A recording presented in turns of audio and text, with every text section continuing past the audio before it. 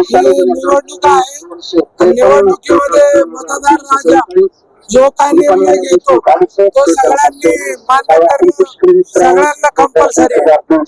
त्यामुळं एक मतदानी जरी माझा पराजय झाला असला तरी परत आणखी मी चांगलं काम करून पुढच्या वेळेस आणखी मताने येण्याचा प्रयत्न करेन.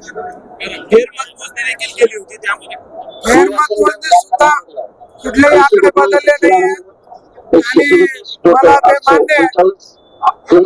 त्यामुळं त्याच्यावर बोलण्यासारखं काही जास्त विशेष काही गोष्ट नाही आहे. परंतु एका मतानं हरणं ही एक गोष्ट सगळ्यांसाठी एक मार्गदर्शक ठरेल की एका मतदाराला सुद्धा आपण गमावलं नाही पाहिजे किंवा एका मताकडे सुद्धा दुर्लक्ष केलं नाही पाहिजे आणि त्या पद्धतीने निवडणुका लढवल्या पाहिजे असं सर्वांना हा मेसेज जाईल आणि सर्वजण